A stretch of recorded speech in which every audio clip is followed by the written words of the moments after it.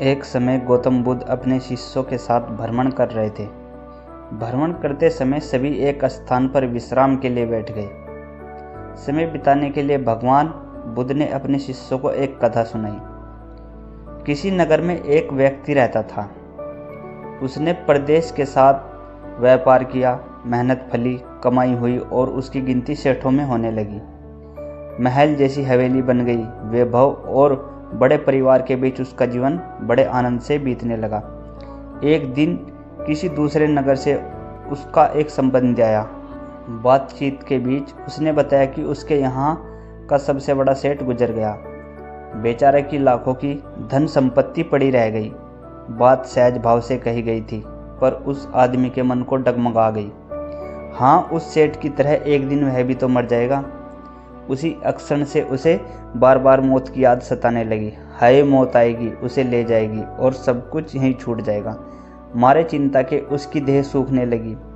देखने वाले देखते कि उसे किसी चीज की कमी नहीं है। उस पर उसके भीतर का दुख ऐसा था कि किसी से कहा भी नहीं जा सकता था। धीरे धीरे वह बिस्तर पर पड़ गया। बहुत इलाज कराया गया, लेकिन उसका रोग कम होने की बजाय बढ़ता ही गया। एक दिन एक साधु उसके घर पर आया। उस आदमी ने बेबसी से उसके पैर पकड़ लिए और रो रो कर अपनी व्यथा उसे बता दी। सुनकर साधु हंस पड़ा और बोला, तुम्हारे रोग का इलाज तो बहुत ही सरल है। उस आदमी के खोए प्राण मानो लौट आए। अधीर होकर उसने पूछा, स्वामी जी, वह इलाज क्या है? साधु ने कहा, देखो, मौत का विचार जब मन में आए, जोर से कहो, जब तक मौत नहीं आएगी मैं जीऊँगा। इस नुस्खे को 7 दिन तक आजमाओ, मैं अगले सप्ताह आऊँगा। 7 दिन के बाद साधु महाराज आए तो देखते क्या है कि वह आदमी बीमारी के चंगुल से बाहर आ गया है और आनंद के गीत गा रहा है। साधु को देखकर वह दौड़ा और उसके चरणों में गिरकर बोला, महाराज, आपने मुझे बचा लिया। आपकी दवा ने मुझ पर जादू का असर किया है। मैंने समझ लिया कि जिस दिन मौत आएगी उसी दिन मरूंगा, उससे पहले नहीं। साधु ने कहा, वत्स, मौत का डर सबसे बड़ा डर है। वह जितनों को मारता है, मौत उतनों को नहीं मारती। इस कहानी के माध्यम से महात्मा बुद्ध ने अपने शिष्यों को यही समझाया कि हमें मौत से कभी नहीं डरना चाहिए। मौत अटल सत्य है जो एक न एक दिन जरूर आएगी। हमें मौत के खौफ से अपनी जिंदगी को जीना नहीं छोड़ना चाहिए। अपनी ज़िंदगी में आई खुशियों को अनदेखा नहीं करना चाहिए। हमें अपने हर पल को जीना चाहिए। इस नई कहानी में हम आपको सिखाएंगे, अगर आपको किसी से अपना काम निकालना है तो कैसे निकाला जाए। धीरे धीरे शाम ढलती जा रही थी। अंधेरा गहराता जा रहा था। बुद्ध के शिष्यों के चेहरों पर थकान साफ झलक रही थी। बुद्ध समझ चुके थे कि शिष्यों के विश्राम की आवश्यकता है। अतः उन्होंने एक सुरक्षित स्थान देखकर शिष्यों को रुकने का आदेश दिया।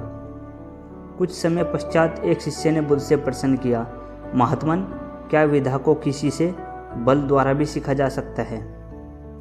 बुद्ध बोले, कदापि नहीं। विद्या को केवल सेवा भाव से ही सीखा जा सकता है। इसी संबंध में मैं तुम्हें एक बहुत बलशाली राजा की कथा सुनाता हूँ, सुनो। एक फकीर था। वह जंगल में घास फूस की कुटिया बनाकर रहता था। उसे एक विद्या आती थी। वह पीतल को सोना बना देता था, लेकिन इस विद्या का प्रयोग वह तभी करता था जब उसे उसकी बहुत आवश्यकता होती थी, और वह भी गरीबों के फायदे के लिए। एक दिन बहुत ही गरीब ब्राह्मण उसके पास आया। उसको अपनी लड़की का विवाह करना था और उसके पास एक फूटी कौड़ी भी नहीं थी। उसने फकीर को अपनी परेशानी बताई। फकीर ने समझ लिया कि यह सचमुच परेशानी में है। उसने पीतल के एक बर्तन को सोने का बनाकर उसे दे दिया और कहा कि इस बर्तन को बेचकर उन रुपयों से अपनी बेटी का विवाह कर लेना।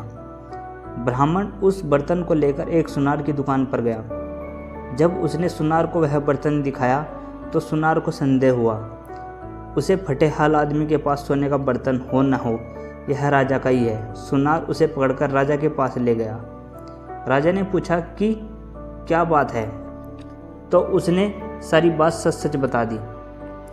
बात सुनकर राजा के मन में लालच आ गया। उसने सोचा, फकीर को बुलाकर यह विद्या अवश्य सीखनी चाहिए। यह सोचकर उसने ब्राह्मण को तो छोड़ दिया, साथ ही अपने एक सिपाही से कहा कि जाओ और उस फकीर को पकड़ कर ले आओ।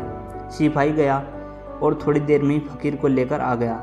राजा ने कहा, फकीर तुम पीतल का सोना बनाना जानते हो? फकीर बोला, जी हाँ। राजा ने कहा, यह विधा हमें सिखा दो। फकीर निडरता से बोला, नहीं, मैं ऐसा नहीं कर सकता। जानते हो मैं कौन हूँ? राजा ने अकड़ कर कहा। फकीर बोला, जानता हूँ, खूब अच्छी तरह से जानता हूँ। राजा को बहुत गुस्सा आया। उसने कहा, मैं तुम्हें 15 दिन का समय देता हूँ। अगर इस बीच तुमने मुझे विद्या सिखा दी तो ठीक है, नहीं तो फांसी पर लटका दूंगा। उसने फकीर को भेज दिया। वह रोज शाम को उसके पास सिपाही भेजता कि वह तैयार है या नहीं। फकीर का एक ही उत्तर, नहीं। ऐसी विद्या को राजा छोड़ना नहीं चाहता था। उसने देख लिया कि फकीर को डराने धमकाने से कोई नतीजा नहीं निकलेगा, तो उसने दूसरा उपाय सोचा। जब 7 दिन बाकी रह गए तो उसने अपना भेष बदला और फकीर के पास जाकर उसकी सेवा करने लगा। उसने फकीर की इतनी सेवा की कि फकीर खुश हो गया और फकीर ने पूछा, बोल तू क्या चाहता है? राजा ने कहा, मुझे आप वह विद्या सिखा दीजिए जिससे आप पीतल से सोना बना देते हैं। फकीर ने उसे विद्या सिखा दी और कहा, देख, इसका इस्तेमाल दीन दुखियों की भलाई के लिए ही करना। राजा अपने महल में आ गया। 15 दिन बीतने के बाद राजा ने फकीर को बुलाया और कहा, बोलो, विद्या सिखाने को तैयार हो या नहीं? फकीर ने कहा, नहीं। कहा तो तुम्हें फांसी लगवा दूं? फकीर बोला, जरूर।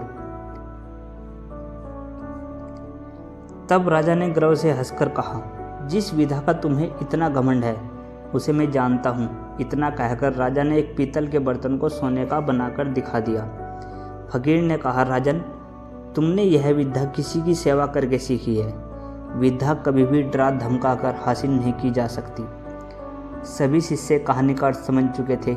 इसके पश्चात सभी ने एक साथ भोजन किया और विश्राम करने लगे।